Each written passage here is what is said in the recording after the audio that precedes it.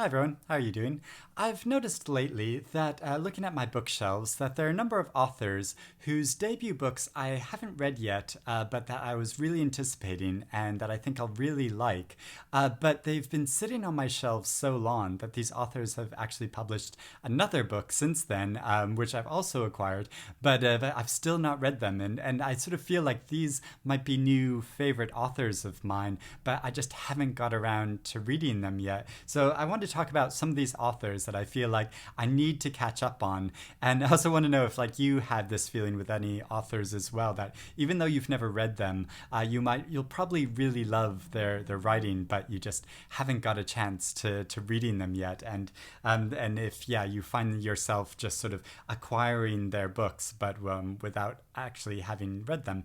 So first off, there's the Irish author Conor OCallaghan, who's published two novels now. His debut novel, Nothing on Earth, is about a girl who shows up at a man's door in a village, and she comes from this very traumatic situation. She starts telling him about it, but then he starts questioning whether she's trustworthy or not. It's meant to be a very creepy novel, and I heard such great things about it, but just haven't got around to reading it. And then just recently, earlier this year, he published a new novel called We Are Not in the World, about a man traveling in who's getting over a very bad breakup, and who's traveling in a lorry from England to France, and but secretly on board his lorry is his daughter, and so it's about their journey and their connection with each other or disconnection with each other over the course of that journey. And I just love new Irish writing, and so I keep meaning to get around to him, but haven't yet. Then there is Bryan Washington, an American author from Texas. So his debut short story collection Lot, which Matthew Sharapa very kindly sent me all the way from America. I feel really guilty. I've still not read it yet, but these stories are all centered around a number of different people's lives in the city of Houston. But then he has his debut novel coming out soon, and I was sent a very advanced copy of it because this isn't being published until January of 2021.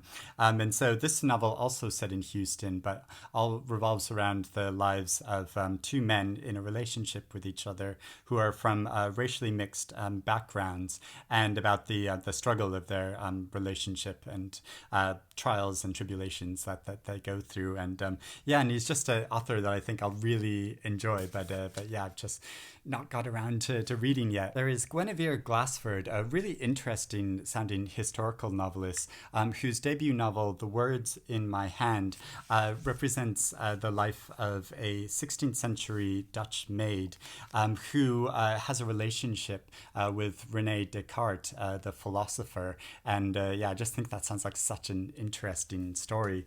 Then she recently published a novel called The Year Without Summer, which depicts the year 1815 when a volcano erupts in Indonesia. And this was a real historical event that caused an ash cloud to spread over the globe, and it really changed the sky, the people's perceptions of the sky and how it looked over the course of a whole year. And so it's about 6 different people's lives all across the globe and how this change affected them. There is Ellie Williams, who's another writer whose first book was a short story collection called Attrib, and I have actually read a few of these stories, and they're so fascinatingly constructed. I don't really know how to describe her writing. It's very like playful with language, but it's not so like abstract that you don't get any story. You can feel that there's real personality to her characters and like a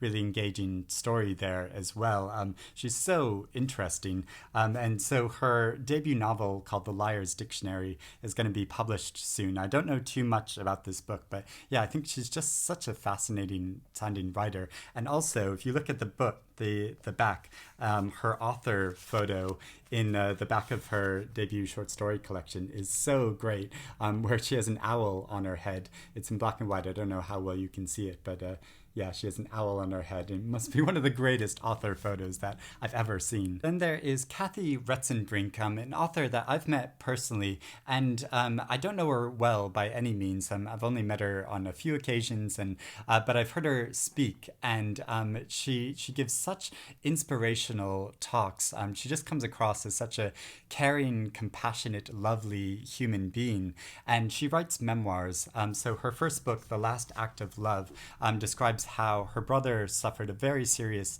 accident at quite an early age, and about the process of caring for someone long term who's living with very serious physical disabilities.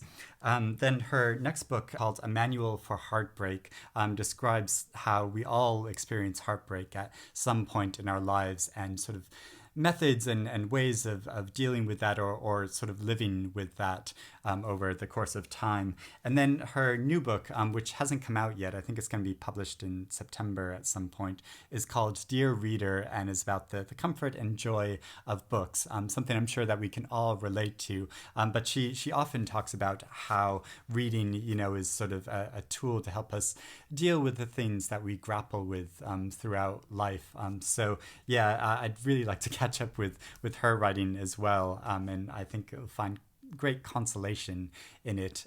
So those are all authors that I want to catch up on. Let me know if you've read any of these, who you think I should prioritize and read if you've read a number of them, but also authors that you feel like you will really love and relate to, but you just haven't got around to reading their books yet. And you also might be watching with slight dismay as this author publishes more and more books, and you're conscious that you really want to read them, but just haven't got around to reading them yet for whatever reason that is, because there are so many books to read. It's hard to catch up with authors and the pace at which they publish books. So let me know your thoughts in the comments below. Thank you for watching. I'll speak to you again soon.